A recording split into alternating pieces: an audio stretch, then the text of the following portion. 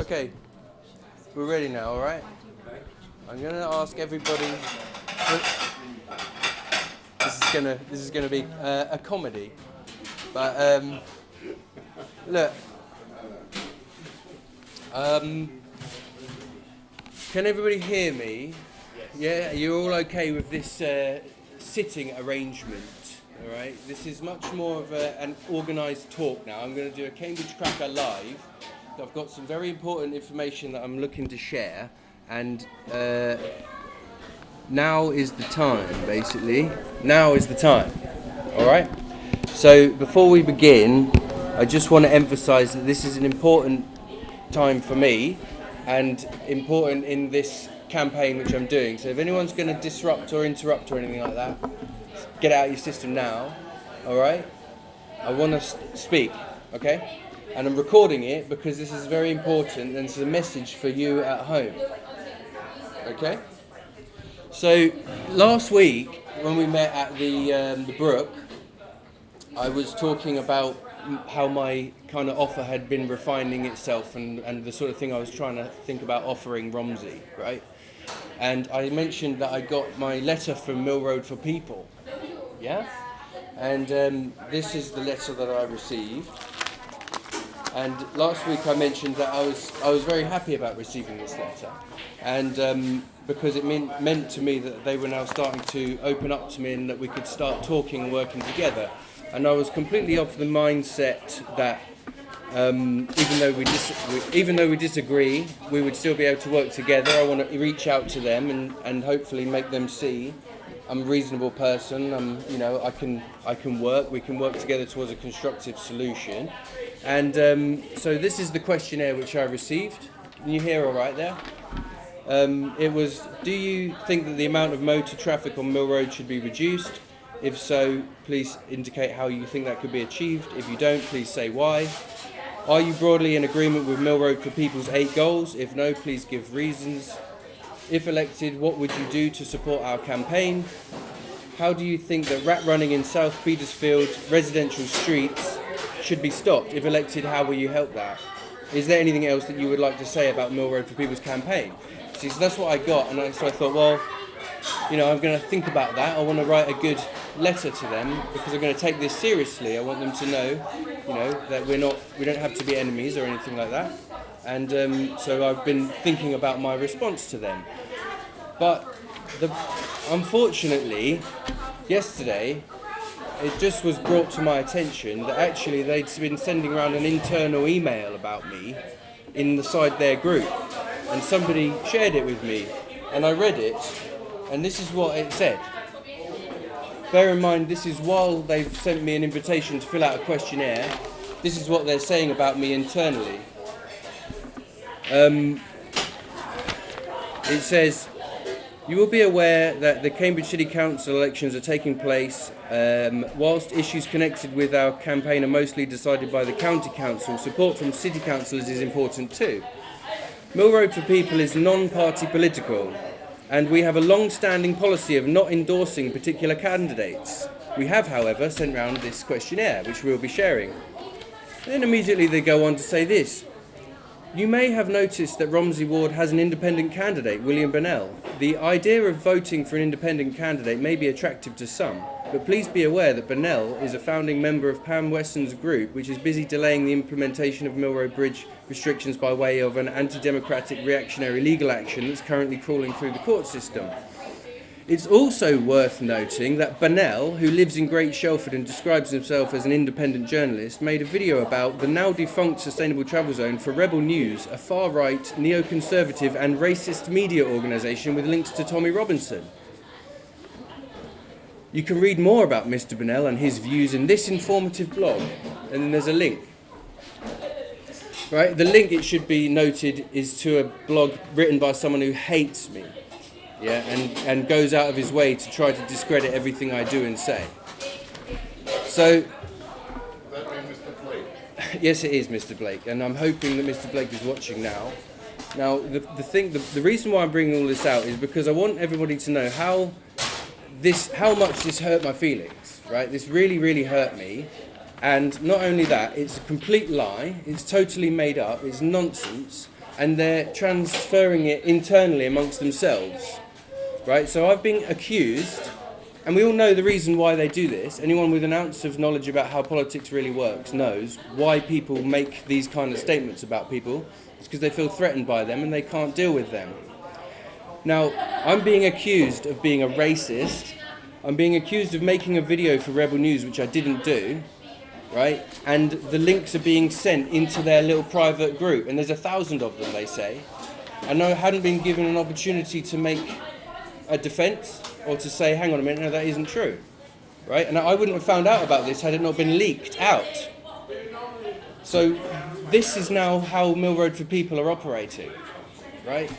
I was completely prepared to give them the benefit of the doubt and to say that I wanted to work together, reach out to them, and work towards positive, constructive solutions for everybody. Max, go in over there, or you can stand in over here. Completely fine. Now, I was completely prepared to give them the benefit of the doubt, and as I said last week, I wanted to reach out to them and start trying to mend that rift that had happened. But this is completely. That's ruined it. This is written by Liz Walter. All right, I want to name the name, Liz, because that's shameful. That's a shameful thing to do. And you can see the kind of level that these guys are operating at. All right? Now, so I've been very distracted and very basically upset by this the last few days. And this morning I thought, you know what? Now I'm not gonna do this. I don't want to deal with this nonsense. Because, like I said, if someone's going to be accused of something, they need to be given a chance to have a say in their defence, don't they? So I think I don't want to do this campaign anymore. I will quit the race now, unless I'm allowed to actually put forward my defence, which is what I'm doing now. So thank you very much for that. Now, I want to say the reason why this is vexing me so much is because Bill Blake, among others, have been persistently and tirelessly trying to say that I'm a liar and I've been spreading misinformation and false facts, basically. So now, this is the reason why I've decided to do this night like this, because this is important to me right now. I want to clear my name, all right? I'm not a liar, and the things that I have said about the things that I've written in the book and things are all factually true. And so we're going to go through this together right now, all right? So you can see, all right? And there's nothing up my sleeves, right? We're going to go through this one step at a time. And Bill, I hope you're watching because you can enjoy this, right? So, let's look at yesterday's newspaper. This was yesterday's newspaper, right? In page, it's the Cambridge Independent. Page 8 says, funding for Mill Road Bridge bus gate hanging in the balance. Well, that's interesting because that's actually, the reason is because it's been delayed so long because of the court case. But that's not what I want to point out. Every time the Mill Road Bridge is mentioned in the newspaper, the article that they write always follows on at the end with this. A council consultation found 72% were in favour. Every time it's in the newspaper, that's there, right? I haven't put that there, they've put that there. Now, every time they promote it, they say 72% of people are in favour of closing it. On the bollard, the placards and the pamphlets and things, 72%. 72% they say. I'm not saying that, they're saying that. So the reason why I want to... So from a impartial perspective, what are you going to do with that 72%? You ask yourself, where did that come from? Right? 72% are in favour of the bridge closing. Okay, fine. So...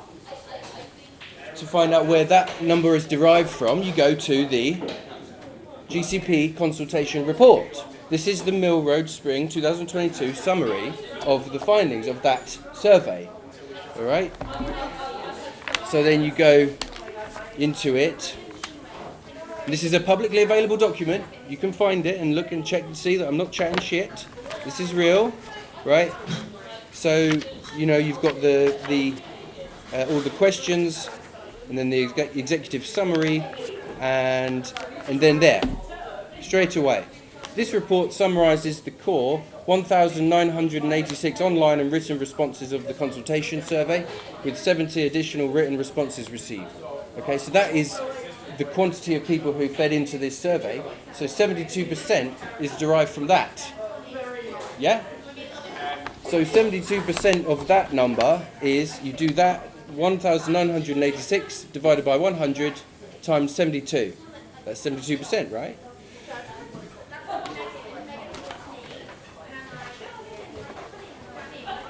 Let's do it together. 1,986 divided by 100 times by 72 is 1,429.9. So we'll say 1,430, okay? So that's the number of people who responded to the consultation. It's the number of people, fine, 1,400 people want the bridge to close, fair enough, but it doesn't represent a majority of anything, okay? That's my interpretation. I might be wrong, but I think that that's correct, okay? So then you carry on, go a little bit deeper into this. You see these are the results of the consultation, all their different ways of asking the question. 72% of people said this, 81% of people said this, 22% of people said this, whatever, blah, blah, blah, go into it. And then you get into, here it is. Here. This is the survey findings, the respondent profile. So this is who actually filled in the survey, all right? Now, straight away it says there were 11 stakeholders responded to the survey. And there's the list of stakeholders. And the Mill Road traders are not on the list. They're not. It's there in black and white. I mean, they're not there. So I haven't lied so far. Interestingly, out of these stakeholders, you've got 5 councillors. The 3 councillors from Romsey are all pro-closure advocates. 2 of them, you've got Paul Bearpark and Dave Bagent, are both on the GCP. So the GCP are essentially asking themselves. And also Anglia Ruskin University is a member of Cambridge Ahead who also sit on the GCP. So I'm just pointing out that it doesn't look like a representative survey. That's all I'm saying, okay? So now then go a little bit further. And then you get to this point. This is the crux.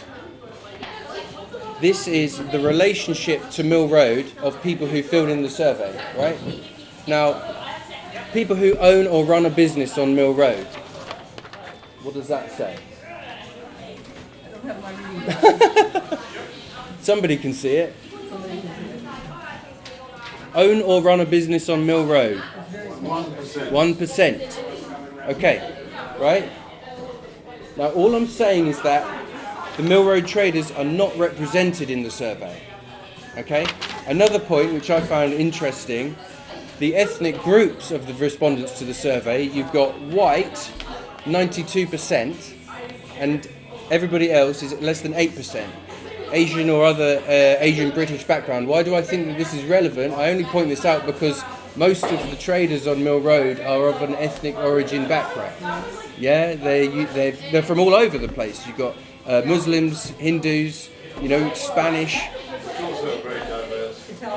It's a diverse group, the traders. Now, I'm only pointing this out because I'm just saying, by the looks of things, this 72% was derived from a survey which didn't represent the traders fairly.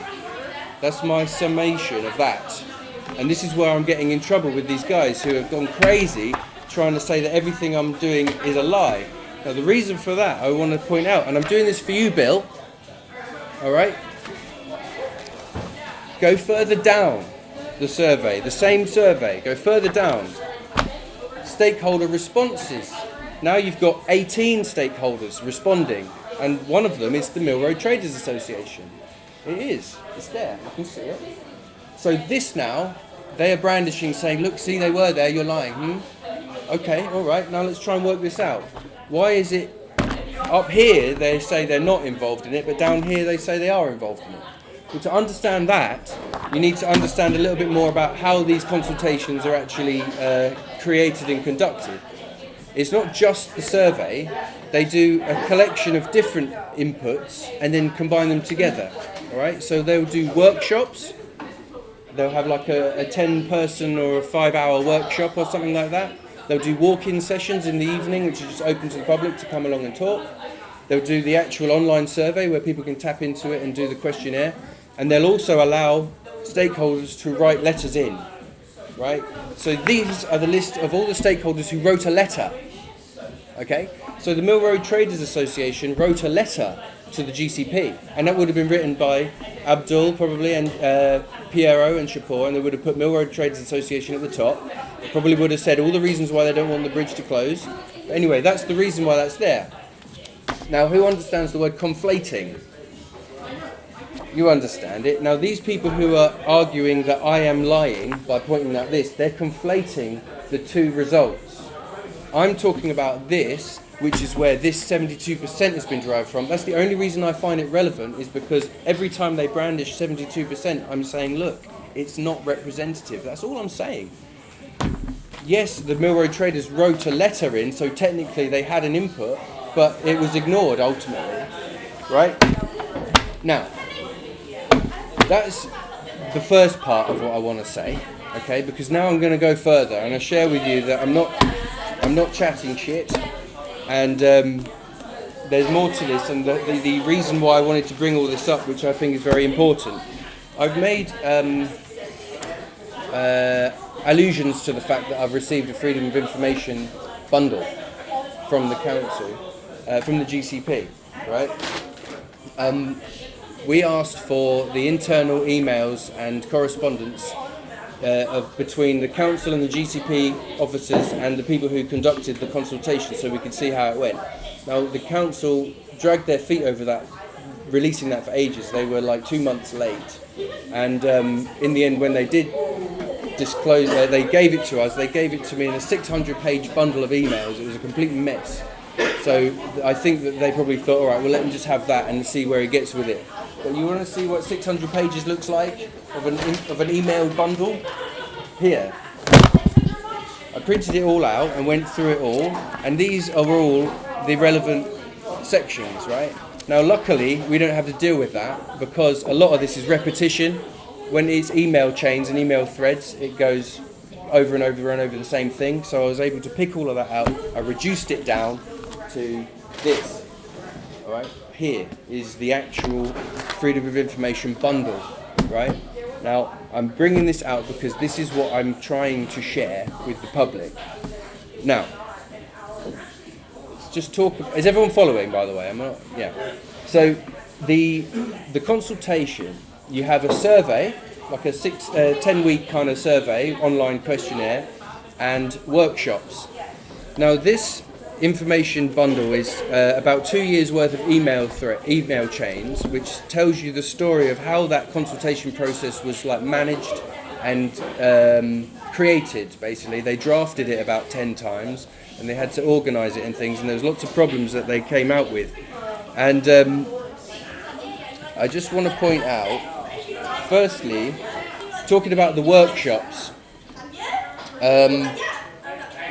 It was a company called Involve, who were the same company who did the Citizens Assembly for the Making Connections consultation, right?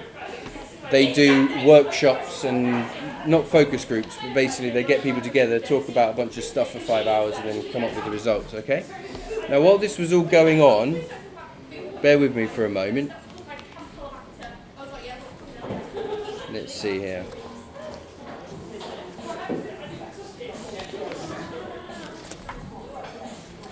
So the consultation which was going on started to create a little bit of an upset along Mill Road, because they found out that they were going to do these workshops and actually there was limited space for them, and people were starting to worry that the people were not going to be able to get involved in the workshops, and also the people who were creating the workshops started to get concerned because they were worried about over-representing certain types of groups who would intimidate other groups. Right? Now, let's refer back to my notes here. The councillors at the time were worried that the leaflets which were being distributed were shockingly worrying about how misleading they were, right? And also it was unfair because the traders were not able to make it to the workshops. This has been going on throughout this whole thing. Reed Healy, in fact, Romsey councillor, said that she thought that the workshops were not very inclusive, and that it strikes her that they are more tokenistic rather than meaningful engagement. And straight away Neil Shaler backs her up, says, yeah, I've got comments that back you up, people have been saying that to me too. Okay? And what's this one? Richard Howard again, I'm still troubled by the timing of the workshops and hope you will provide assurance that shop owners and workers will be fairly represented. You see, what I'm trying to show you is showing you this whole process was troublesome and difficult. Now,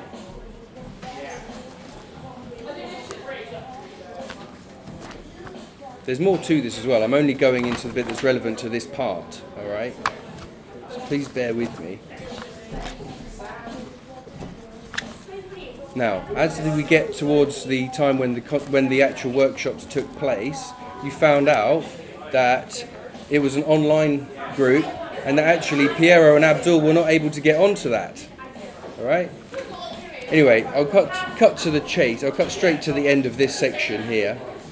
The important point I'm trying to make now is the findings report of Involve after they'd done their workshops and they've been paid quite a lot of thousands of pounds, and they put together their findings and their summary. I just point out, where is it? Hang on. Here it is. So, in the end, in their summary of what it was about, concerns were raised about the impact of the closure on businesses. This was not a key concern in this group, however, but it is noteworthy that traders as a stakeholder group were not well represented at the workshops. That's what it says. Well, they wrote a letter. No, the workshops didn't include them. This is why Piero was upset about it, right? And also some more, one of the other feedbacks from a person who took part in it said that also very white middle class group, not enough diversity. And we needed stricter control to ensure people who felt entitled hogging the discussion and feeling that they were expected to respond to every point made, almost to the extent of eclipsing the facilitator. You see, so the point I'm getting at here is that we had a problem with certain people dominating the conversation, right? And I don't know if I want to open up to questions just yet, all right? Because I'm trying to get onto a flow. But there's a lot more to this, as you can see. I'm pulling this out now. This is what I'm going to be releasing to the public next week, all right? Now, that isn't even the most important thing here. The reason why I find this so interesting and so important is because as I was putting this together, and bear in mind, I was only doing it so that I could learn the actual story of how this whole thing has come about.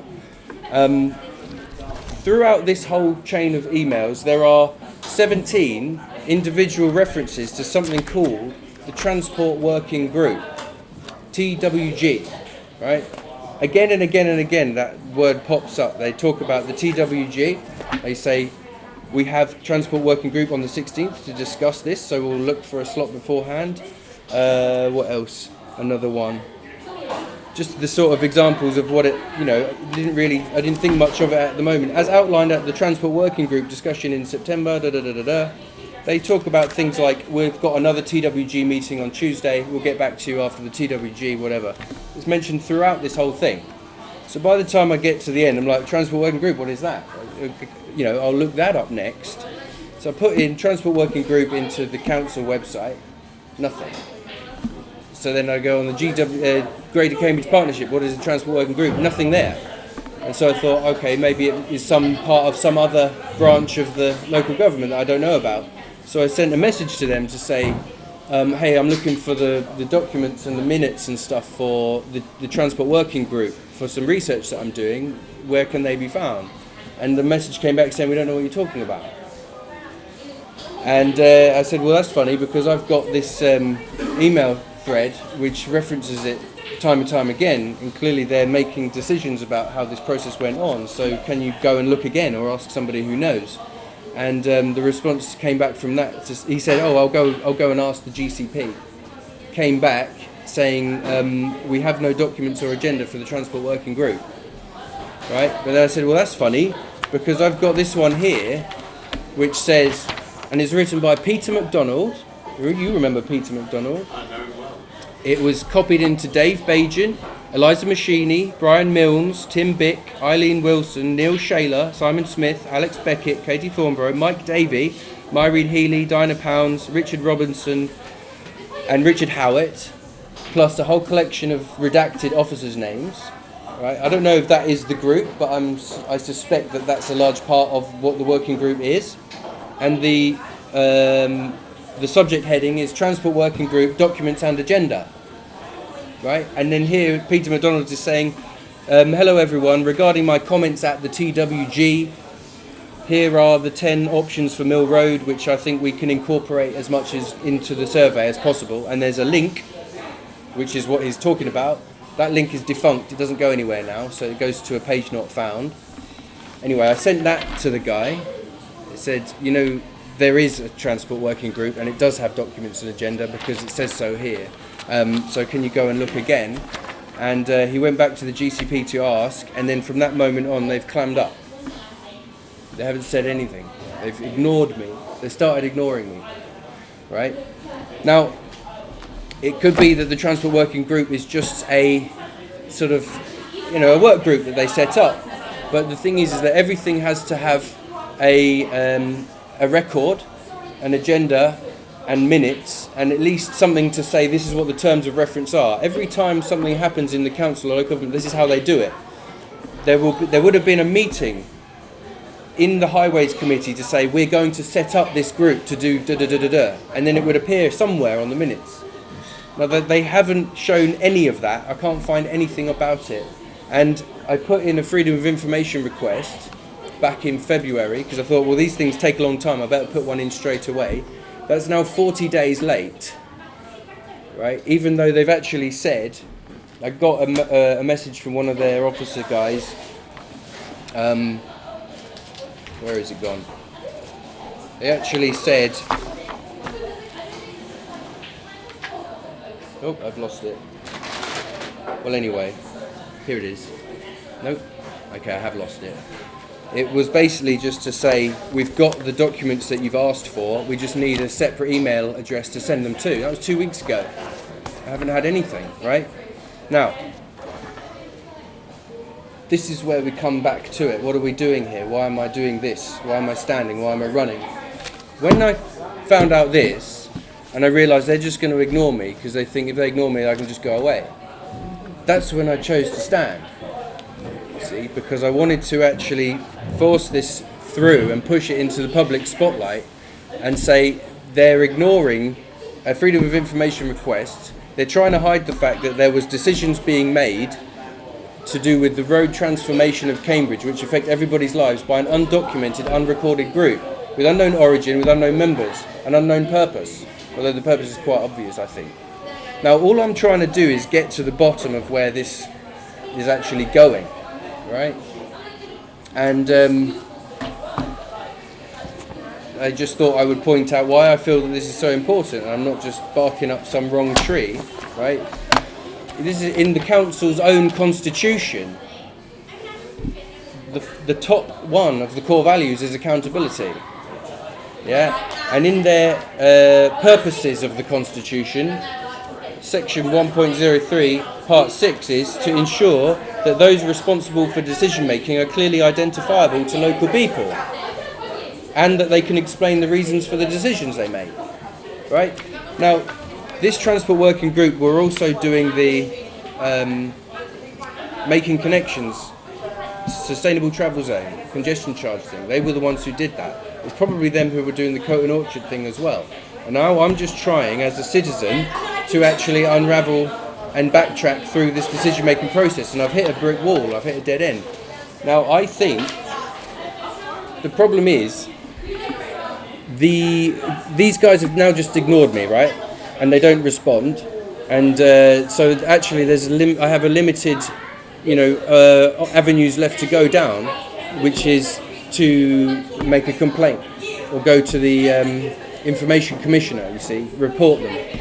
But they know that every one of those things is going to take time, and if I make a complaint, it will go 1 month, and then I'll get an excuse, and then I'll raise it to level 2, it'll be another 6 weeks, I'll get an excuse, and then level 3, it'll be another month after that, and then I can go to the ombudsman, another 6 weeks or 2 months or 3 months. By the time I've got anywhere, 9 months will have passed. You know what I mean? Now, they're hiding something from me. But the thing is, when they hide something from me, they're also hiding it from all of you. Okay? And like I said, it could be that there's a completely innocent, reasonable explanation for what the Transport Working Group is. But they haven't been forthcoming with it. They haven't told me what it is yet. I've been trying to find out, but they're not telling me, you see. And so, with the experiences that I've had over the last week, actually meeting you was a very good experience, Matt.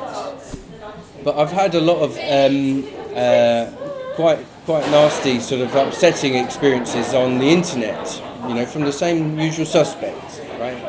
But the thing is, by standing, I'll go back.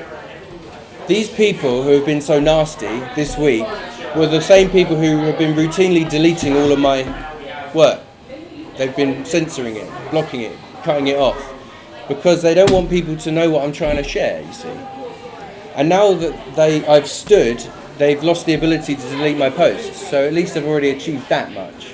The last 3 posts I put up have been viewed like 4,500 times, one of them, 3,500, 2,500 times. And so I've already achieved that. They're no longer censoring me or shutting me up. And but the thing is, now what they're doing is bombarding me with quite hateful, vicious stuff. And not only that, they're also churning up the rumour mill inside their little clique to discredit me and smear my name and make people hate me before I've even had a chance. You see, this is why I was so upset by it. Because it's like, I'm not going to be able to be a counsellor because they're not going to let me. Nothing that I do will ever get off the ground because they're going to constantly try to work against me. And this is why I've decided to do this. This is what's happening now, right? And that's where I'm at. And the thing is, we're looking forward to a hustings next week. Yeah? Where 25th, hang on. Hustings next week, 25th of April. So, like I said, I was at the point, I've been at the point where I don't want to do this anymore. I don't want to be a counsellor. Fuck you guys, you know what I mean? This is what I've been driven to think. And so I have to just be honest and say, sorry? No, sorry. But this is what makes me feel. And so they say that politics is the art of controlling your environment. This is what some people have said anyway. I think it's pretty good saying. Now, part of that obviously has to be about managing expectations. So, what you can expect from me, and also what you can expect from the hustings next week. If you think that it's going to be a thing where everybody comes along and I sit there and pretend I'm going to be a great counsellor, I'm going to fix the potholes, and I'm going to do this, that, and the other to convince people that they can vote for me, no, that's not going to happen. I'm going to ask, what is the TWG? And why is it being withheld from the public? And by the way, Dave Bajent, you're copied into the emails. So I want everybody to be aware that this is what I'm planning to do. All right? I've spoken to Alex Spencer from the Independent. She's aware of this. I'm going to send this bundle to Alex Spencer, the Cambridge Evening News. Anthony Carpenter's getting a copy. Phil Rogers is getting a copy. Kieran Johnson, Anna Gaisley from the Coatman guys, because they're obviously wrapped up in this whole thing. And I think everybody who has got any interest at all is going to get their copy, and everyone's going to be aware that this is what I'm intending to talk about. All right? If people want to come in and ask other questions, they're welcome to do that. But that's what I'm doing, okay? And I want to be fully frank and upfront about that, because I can't operate and cope with all of that. Everyone's projecting onto me, and everybody's saying this, that, and the other, he's going to be a great counsellor, or he's going to be a terrible counsellor, or he's lying, he's told all this misinformation, or he can't represent Romsey because he doesn't live in Romsey. I'm like, shh, let me do it, all right? Let me have a go. only vote. Actually, this is the thing. I wanted to round this off now. I'm getting to the end, so thank you all for actually listening. Where I got to this morning, I got a request from Gemma Gardner from The Independent. She said, "You've got 125 words to put in next week's paper. What are you going to do?"